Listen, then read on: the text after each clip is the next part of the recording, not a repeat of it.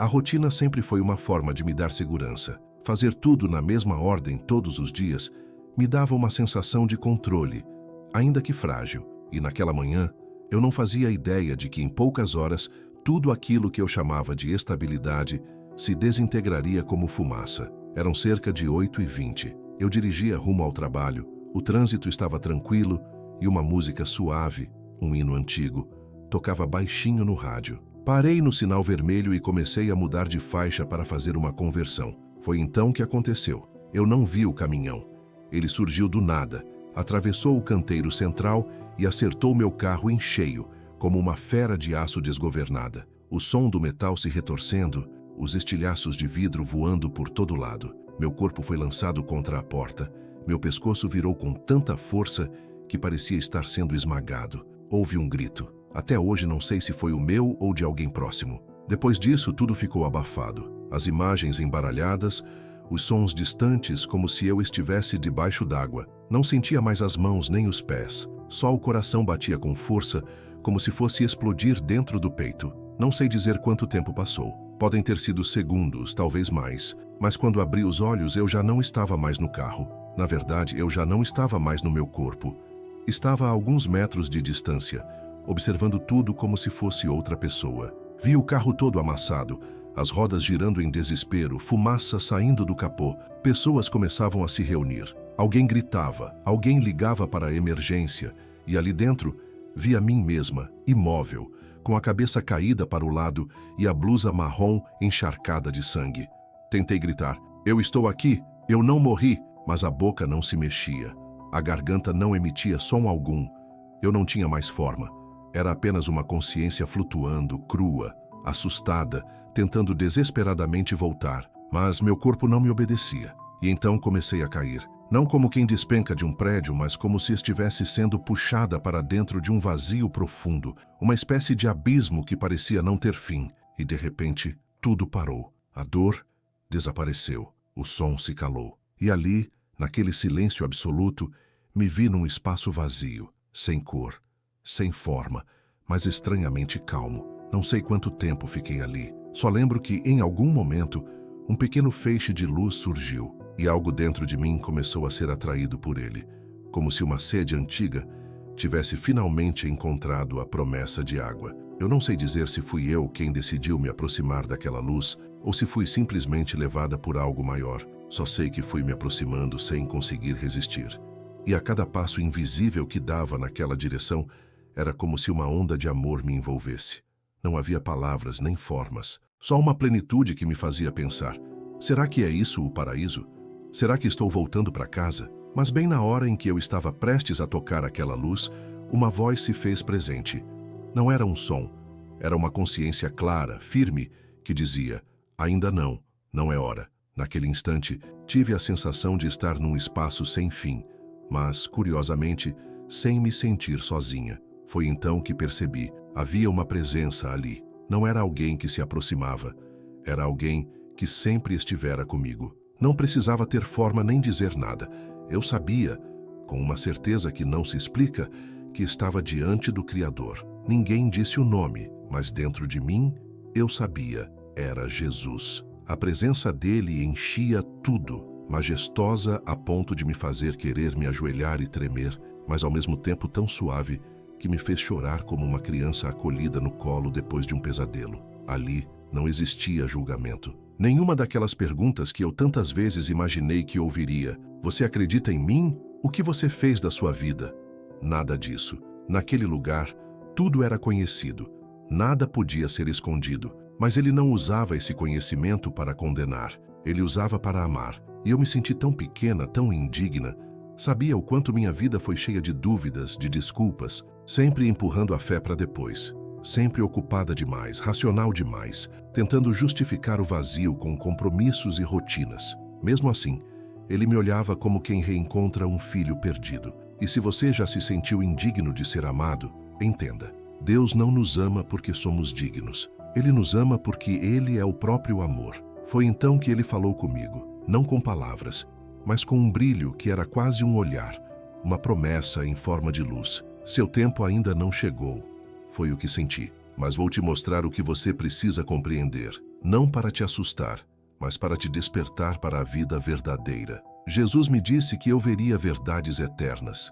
Disse que aquilo não era para alimentar curiosidade, nem para julgar ninguém, mas para que eu percebesse o peso de cada escolha, a importância de cada passo e a urgência da salvação. Você verá o inferno, ele disse, direto dentro da minha mente.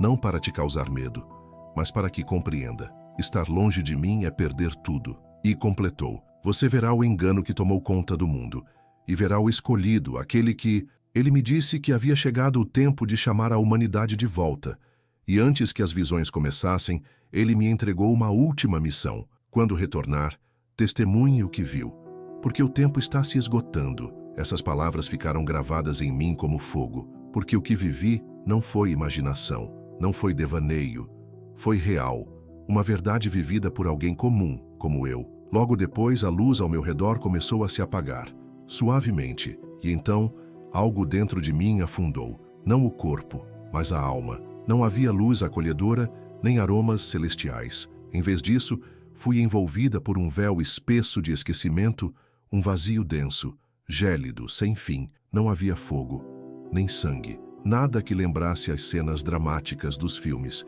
mas o que senti foi ainda mais perturbador, o silêncio. Um silêncio tão absoluto que arrepiava até os ossos da alma. Diante de mim, começaram a surgir figuras. Eram muitas, incontáveis. Não estavam acorrentadas, não gritavam, não estavam em chamas. Apenas vagavam, como sombras de lembranças, sem rumo, sem cor, sem sentido. Não se viam entre si, também não percebiam minha presença. Algumas estavam paradas com o olhar perdido, outras murmuravam, como quem conversa com vozes que só elas ouvem. Rostos iam surgindo, homens, mulheres, idosos, jovens, e todos com algo em comum. Olhos vazios, secos, como se não restasse neles nem uma lágrima, nem um resquício de esperança. Aproximei-me de um homem de 40 e poucos anos. Ele estava imóvel, segurando um porta-retratos desbotado nas mãos. Eu não consegui ver o que havia na foto, mas a dor que envolvia aquele homem era palpável, um arrependimento que parecia congelar tudo em volta. Estendi a mão para tocar seu ombro, mas ela atravessou seu corpo como se ele fosse feito de névoa. Meu Deus, quem são essas pessoas? Perguntei em silêncio, e a resposta chegou ao meu coração como uma onda que não se vê chegando, mas se sente por inteiro. São os que não me escolheram. Eles não foram cruéis, não cometeram crimes hediondos, simplesmente viveram do próprio jeito, sem ódio, mas também sem amor por mim. Nunca me buscaram, nunca abriram o coração quando bati a porta.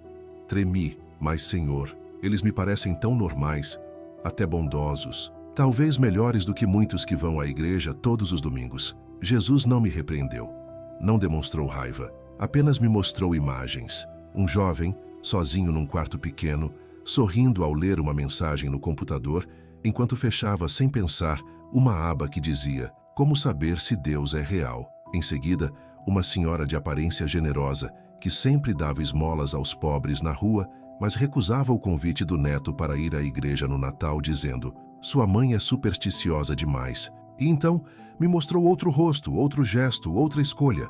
Cada imagem era um lembrete silencioso de que o bem não basta sem entrega, de que generosidade sem abertura de coração é como uma porta trancada com flores na entrada, bonita por fora, mas inacessível por dentro. E ali, naquele lugar onde não há tempo nem desculpas, a verdade era clara como nunca foi antes. Ali estava um pai de família que amava profundamente os seus, mas que passou a vida inteira sem nunca se perguntar: será que alguém me criou? Mesmo tendo enfrentado noites em claro, mesmo carregando perguntas que nunca teve coragem de fazer em voz alta, eu fiquei sem palavras.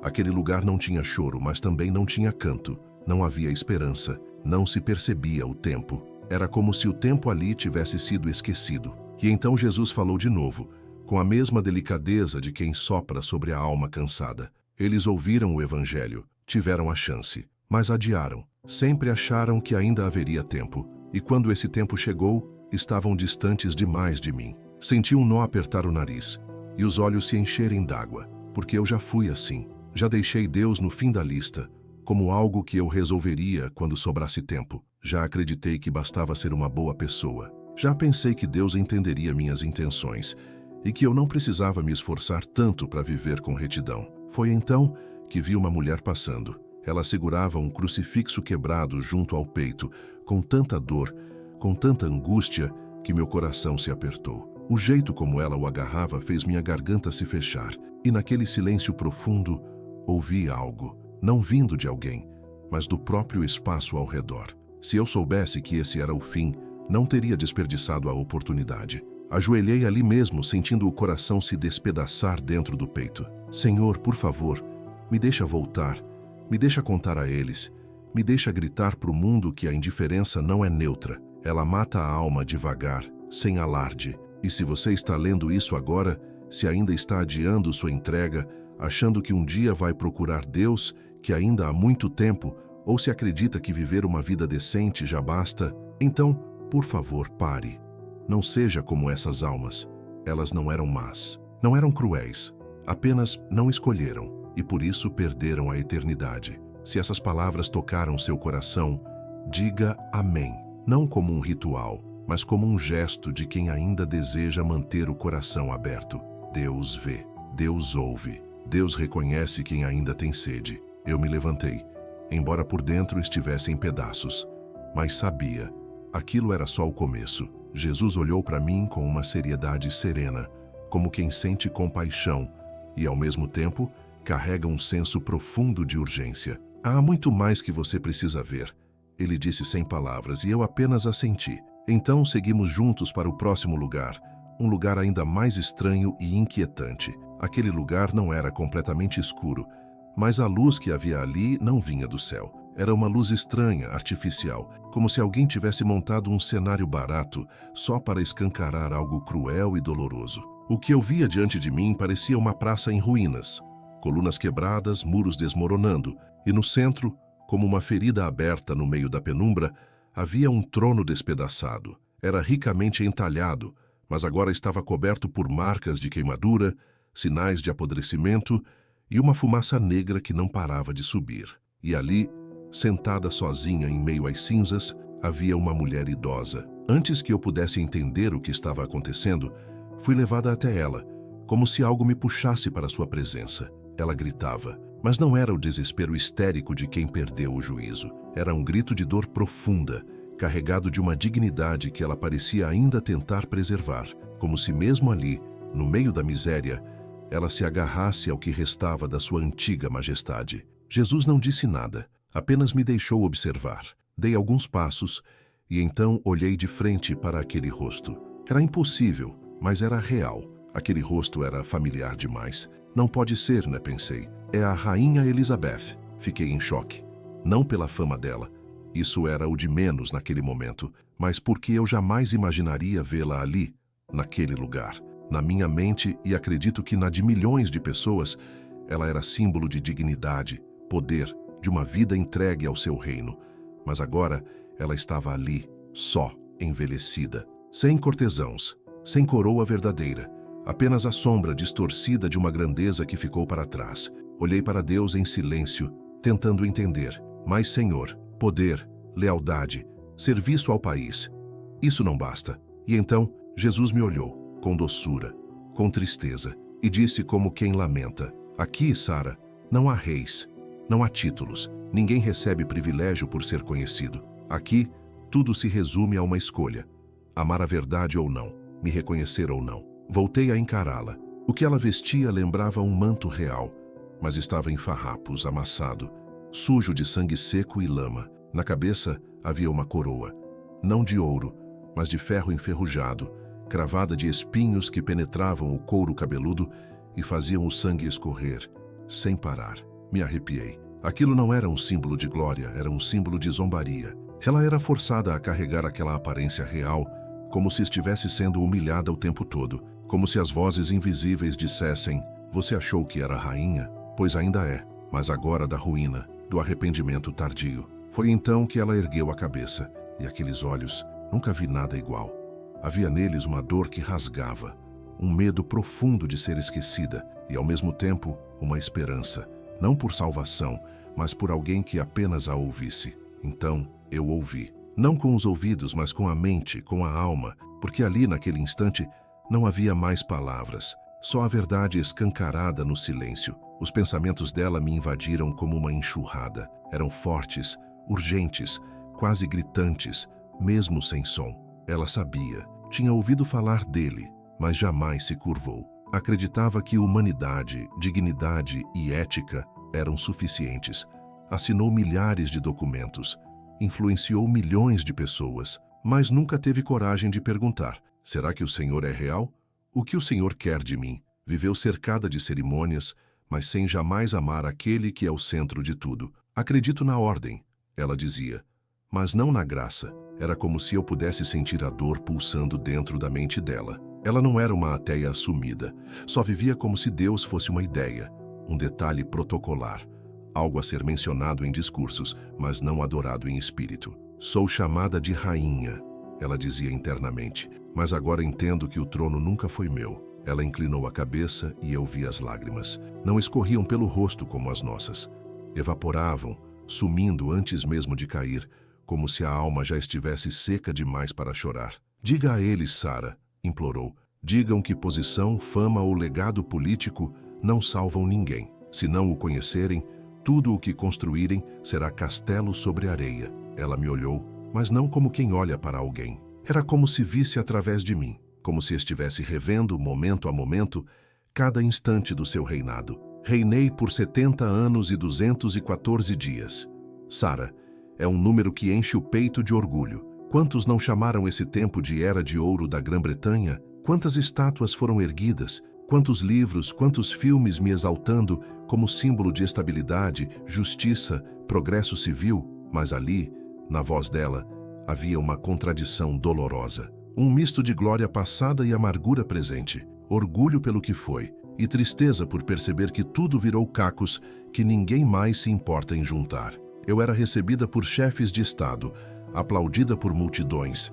Cada viagem era uma coreografia impecável. O hino, as carruagens, as coroas, as fotos, os lenços acenando. Mas agora, tudo que ouço é o lamento do meu próprio coração. Ela abaixou os olhos para as mãos. Aqueles dedos antes ornados por anéis valiosos, agora estavam feridos, rachados, como se o tempo tivesse cobrado tudo de uma vez. Ouro, prata, castelos, tronos, cetros, símbolos que um dia representaram poder absoluto. Mas nada disso desceu com ela. Tudo evaporou como orvalho diante de um sol que nunca se apaga, e o que restou foi apenas ela, sozinha, diante da eternidade que não reconhece títulos. A verdade que ela havia negado por tanto tempo agora transbordava como uma confissão silenciosa. Eu podia sentir o peso daquela alma, não mais uma rainha com poder, mas uma mulher despida de títulos, enfrentando sua própria ruína espiritual. Por fora,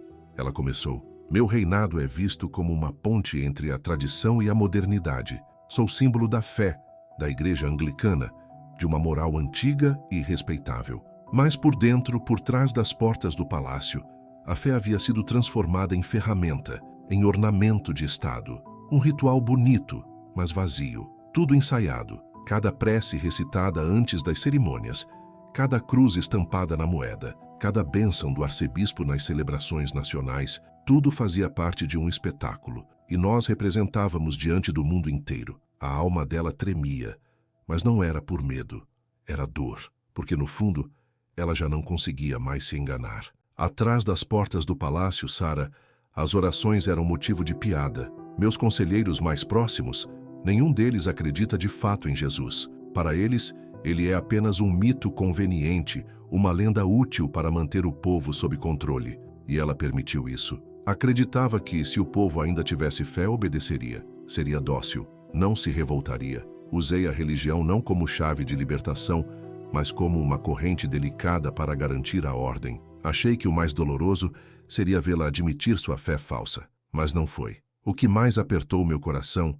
foi perceber, pelas palavras não ditas, o quanto ela, aos poucos e com sutileza, sufocou a fé de uma nação inteira. Não havia justificativas, nenhum discurso político, só a crueza de uma alma exposta à luz do santo. Não fomos apenas indiferentes ao cristianismo, ela confessou. Foi pior. Dentro de mim, dentro de muitos da família real, sempre houve desprezo pela fé verdadeira. Víamos os crentes sinceros como inconvenientes, extremistas, até perigosos. Tremi, não por ela ter levantado a voz, mas porque o que dizia era real demais. Eu podia imaginar aquelas reuniões de gabinete em que riam de Deus com sarcasmo e taças de vinho caríssimo nas mãos. Eles não ousavam perseguir abertamente, claro, por medo da reação pública, mas aprenderam algo. Às vezes, a maneira mais eficaz de sufocar a fé não vem com espadas, mas com leis discretas e palavras bem escolhidas. Vi mentalmente decretos longos, frios, repletos de armadilhas. Tudo começava com o que parecia inofensivo. Uma lei dizendo que igrejas não poderiam ser construídas muito próximas a residências por causa do barulho dos sinos. Depois, exigências de licenças especiais para a expansão, limites de volume nas celebrações, tudo disfarçado sob o discurso de utilidade pública, harmonia cultural, segurança urbana. E quem poderia se opor a isso? Ela soltou uma risada amarga. Nenhum pastor foi preso. Ninguém foi executado por rezar. Mas aos poucos, as igrejas deixaram de ser construídas. Os pregadores foram silenciados por causar divisão. Os programas religiosos desapareceram da TV. E uma geração cresceu sem saber o que é pecado, cruz, arrependimento. Dentro de mim eu gritava, por quê? Por que fazer isso se não havia ódio pessoal contra Deus? Ela fez uma pausa, como se tivesse escutado meu pensamento.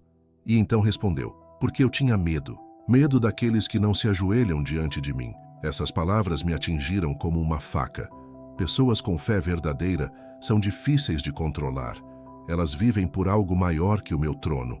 Não se dobram por fama, nem se vendem por poder. E isso é perigoso para quem busca domínio total. Ela cerrou o punho e vi as veias saltarem naquela pele pálida e quebradiça da alma.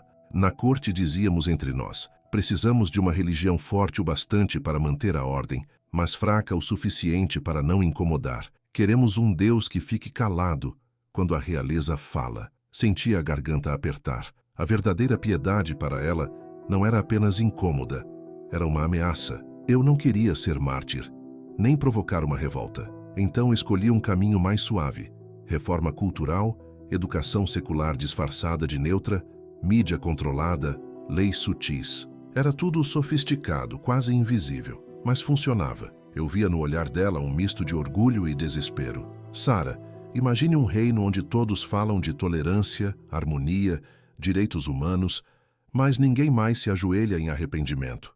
Ninguém sabe o que é a Bíblia. Ninguém teme a Deus. Nós conseguimos isso. E então, o silêncio caiu como um manto sobre tudo. Um silêncio denso, pesado, que dizia mais do que qualquer grito. Ela abaixou a cabeça. Aquilo que havia começado como uma estratégia política, aos poucos, se transformou na fé em que ela passou a acreditar. Uma fé fria, calculada, que acreditava que o mundo seria melhor sem devoção verdadeira. Ela se enganou. Achou que era sábia, moderna, progressista, mas na verdade passou a vida inteira apagando a luz para não enxergar a escuridão dentro de si. E agora, ao levantar o rosto, lágrimas finalmente caíam. Não posso culpar ninguém. A decisão foi minha. E agora que todo o poder se desfez, que toda a coroa virou poeira, restava uma única verdade. Ela havia usado a sabedoria do mundo para desafiar o Criador de tudo o que existe. A voz dela saiu fraca, como se cada palavra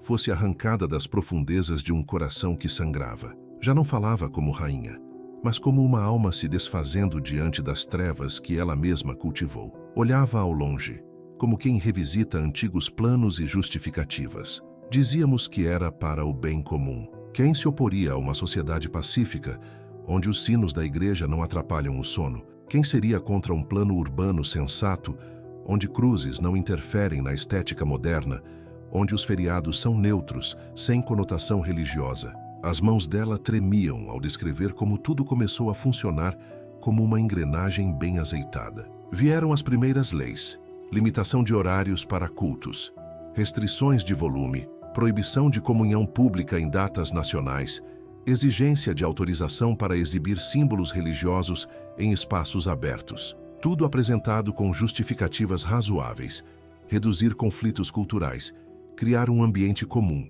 respeitar quem pensa diferente. Aos poucos, A fé foi sendo empurrada para dentro das casas, sussurrada por mães a seus filhos, mas nunca mais permitida no espaço público. Ela respirou fundo, mas o ar parecia cortante. Depois disso, os fiéis começaram a ser excluídos dos setores-chave da sociedade: justiça, mídia, educação, até saúde. Alegavam que sua fé os tornava parciais, pouco objetivos. Quem não escondia suas convicções era rotulado como inadequado, incapaz de se adaptar ao mundo plural. A cabeça dela se abaixou ainda mais, como se quisesse se esconder da própria culpa. As escolas religiosas foram forçadas a revisar seus ensinamentos. Tiveram que reescrever temas como moral, vida e casamento para se alinharem aos valores modernos. Quem não aceitava, perdia a licença. Era acusado de espalhar ideias perigosas. Muitas escolas fecharam. O olhar dela escureceu ao tocar no próximo ponto. Depois vieram os livros sagrados. A Bíblia, o Alcorão, o Talmude, todos foram colocados numa lista de materiais que só poderiam ser lidos com supervisão, ou sequer lidos. Diziam que certos trechos promoviam ódio ou discriminação. E quando os livros santos são calados, a fé começa a ser enterrada junto com eles. Mas o golpe final, o que fez os ombros dela tremerem e as lágrimas rolarem sobre a pele que um dia carregou a coroa, foram as crianças. Começamos com programas educacionais nacionais.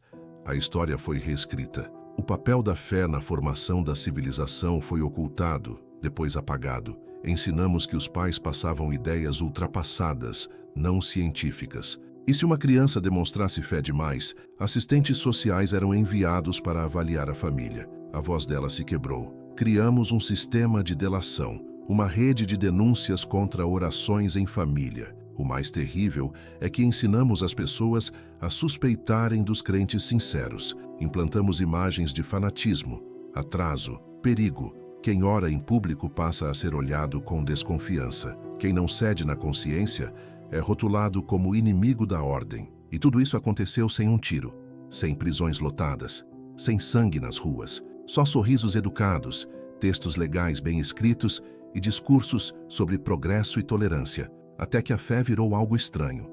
Depois, ridículo. E, por fim, inaceitável. Ela parou. Um silêncio longo se estendeu, como se a própria mente dela tivesse se partido. Quando voltou a falar, não era mais a rainha que ali estava. Era apenas uma mulher envelhecida encarando o fantasma da própria consciência. Achei que havia criado uma sociedade ideal, mas, na verdade, sufoquei o que há de mais bonito no ser humano: a capacidade de olhar para cima e acreditar. Existe algo mais sagrado do que qualquer trono. Quando ela se virou para mim, aquele olhar apagado parecia suplicar perdão, não apenas a mim, mas a todos que estivessem dispostos a escutar. Sara, não só você. Qualquer um que ouvir isso, por favor, não sigam pelo mesmo caminho que eu segui. A voz dela falhou no fim, mas não era fraca, era sincera, profunda. Toda a glória, todo o poder, toda a admiração do mundo, nada disso vale a pena ser trocado pela eternidade com Deus.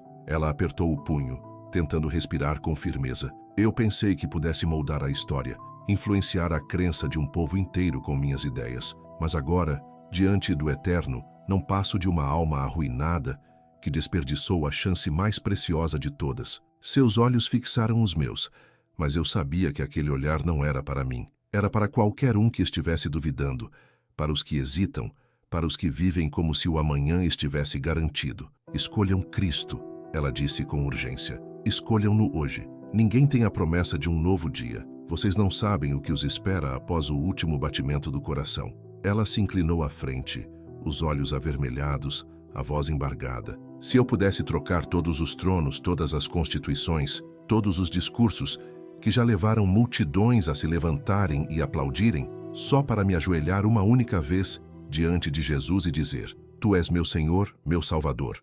Eu faria isso agora, sem pensar duas vezes. Eu não conseguia desviar os olhos do rosto dela. Um rosto que já estampou moedas, retratos oficiais, murais em escolas. Agora ali, tremendo, implorando para que outros não repitam o erro. Foi nesse momento que tudo pareceu se rasgar ao meu redor. Uma força intensa começou a me puxar de volta. Uma luz ofuscante me envolveu, e a voz da rainha foi se apagando no vazio como fumaça levada pelo vento. Então, aquela luz voltou a brilhar, mas desta vez, sem trovões ou imagens assustadoras, era uma luz suave, envolvente, como um abraço que acolhe, e no meio dela, ele apareceu novamente, Jesus. Caí em prantos. Meu Deus, eu não consigo, soluçava, sentindo cada palavra rasgar minha garganta. Por que preciso ver tudo isso? Por que tamanha crueldade, tanta mentira, tanta perda? Por que tudo dói tanto? Enterrei o rosto, sem coragem de levantar os olhos.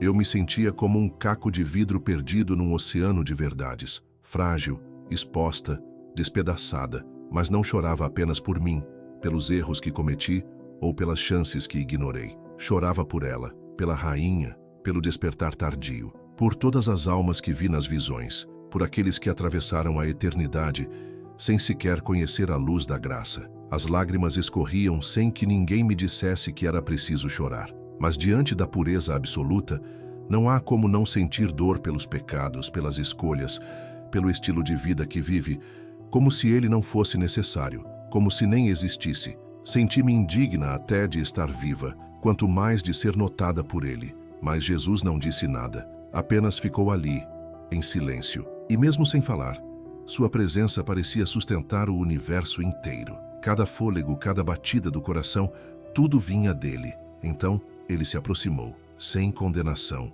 sem desprezo, apenas com um olhar repleto de compaixão. Ajoelhou-se e me levantou com as mãos marcadas pelos cravos. E no instante em que me tocou, a amargura do meu coração começou a se dissolver. Não porque a verdade mudou, mas porque eu entendi que não estava sozinha naquela dor. A verdade não foi mostrada para me desesperar. Foi o que ele disse, com uma doçura mais poderosa que qualquer sermão que já ouvi. Mostro a você porque você foi chamada, não para fugir do mundo, mas para voltar com um coração novo. Seus olhos profundos encontraram os meus. Tudo o que viu é real, e essa realidade está se aproximando. Mas o meu amor ainda está aqui. A misericórdia ainda está aqui. A porta da salvação ainda está aberta, para todos que ainda estão vivos. Eu quase não consegui respirar. Você recebeu isso não para carregar um fardo pelo resto da vida, mas para ser transformada, para carregar a chama da vida, para iluminar os lugares que estão morrendo aos poucos por causa da escuridão. E então, pela primeira vez desde que tudo começou, senti um fio de esperança. Me ajoelhei novamente, mas agora não como alguém em colapso.